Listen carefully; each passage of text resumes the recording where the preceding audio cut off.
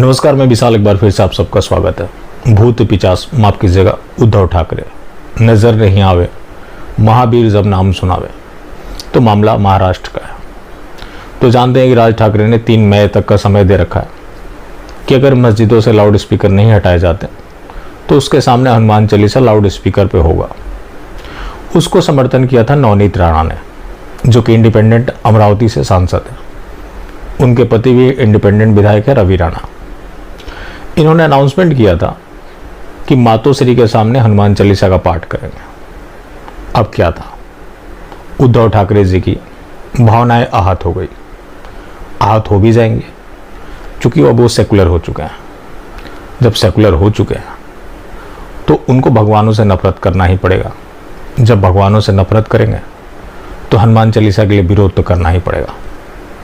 तो ऐसा ही हुआ भी। नवनीत राणा के घर का घेराव शिव सैनिकों ने किया, पुलिस भी मौजूद रही, लेकिन उन्होंने रोका नहीं। इन दोनों घर से बाहर निकलने नहीं दिया।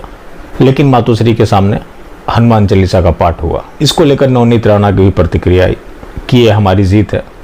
हमारी आवाज़ भक्तों तक पहुंची और उन्होंने हनुमान चालीसा का पाठ किया। हम नहीं गए तो क्या हुआ, हनुमान चालीसा का पाठ तो हुआ।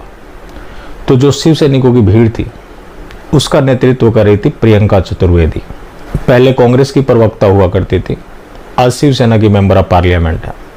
उन्होंने धमकी भरे लहजे में कहा कि अगर वो घर से बाहर निकल जाते हैं तो उनका स्वागत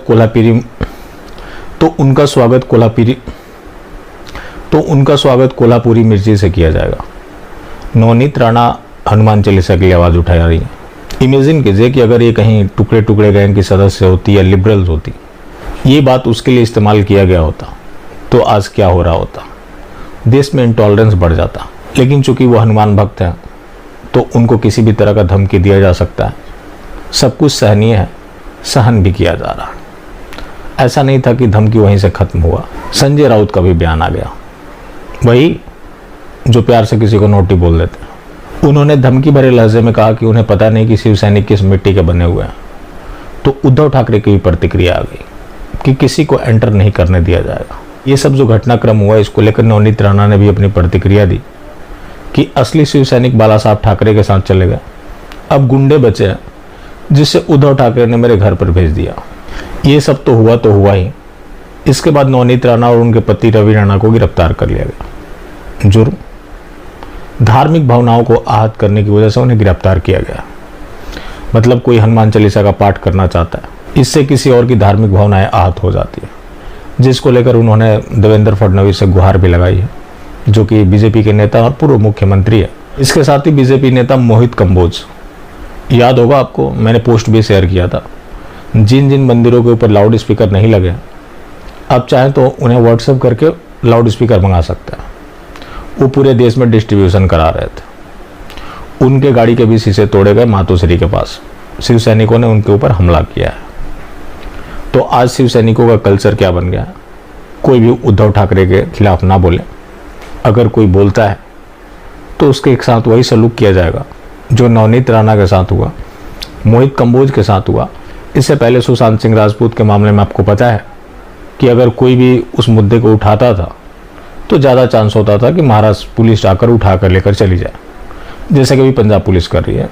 वही भगवंत मान केजरीवाल को कोई अपना टीस निकालना होता है तो मामला पंजाब पुलिस को दे देता है, क्योंकि दिल्ली पुलिस तो उनके अंडर में है नहीं।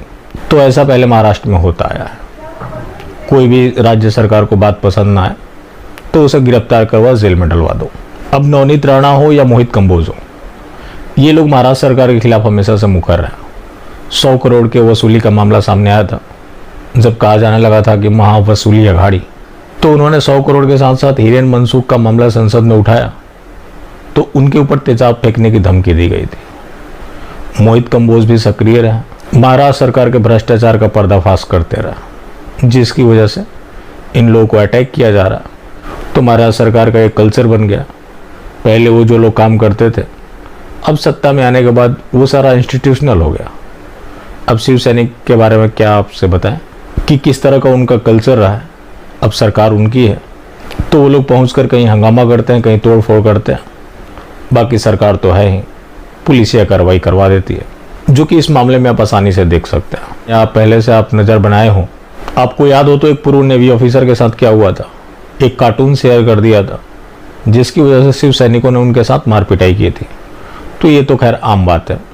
बाकी जो उद्धव ठाकरे हैं, खबर आ रही थी कि उनके आदित्य ठाकरे अयोध्या जाने वाले हैं, तो हनुमान जी भगवान राम जी के भक्त थे। उस हनुमान चालीसा से आपको इतनी समस्या है तो आप अयोध्या जाकर भी क्या करेंगे। बाकी जिंदा रहें तो फिर मिलेंगे, और मिलते रहेंगे तो जिंदा रहेंगे। मिलना जुलना जारी रखें, लेकिन हाँ, मास्टर स्ट्रोक वादी बिल्कुल भी ना हो।